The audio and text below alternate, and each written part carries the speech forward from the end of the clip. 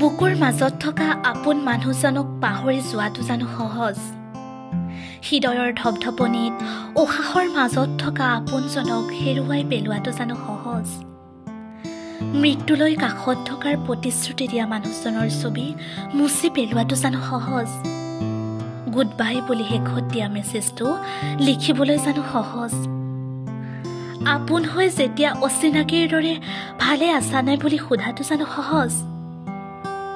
ভাল লগাৰ পৰা সম্পৰ্কলৈ অহাটো জানো সহজ? আচলতে সহজ একোৱেই নহয়। হাজাৰ সপোন দেখাৰ পাছত মুহূৰ্ততে সেই সপোনবোৰ মুচি পেলোৱাটোৰ দৰে কঠিন আৰু কষ্টকৰ একোৱেই নাই।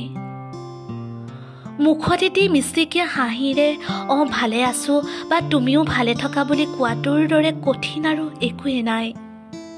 স্বাস্থ্যৰ যত্ন ল'বা, ঘৰত মা দেউতা ভণ্টিহঁত ভালে আছেনে বুলি সোধাটো যে একেবাৰে কষ্টকৰ। বুকুখনৰ কোনোবাখিনিত এই যে খুন্দা এটা মাৰি ধৰে, যে সুখী হৈ থকাৰ নাটকখনত কেতিয়াবা যে ভাগৰুৱা হৈ পৰে শৰীৰটো। এনেকৈ ভাল পোৱাবোৰ শেষ হৈ যায়, হৃদয়খন টুকুৰা টুকুৰে ভাঙি পৰে, ভাল পোৱাবোৰ জ্বলি ছাই হৈ যায়।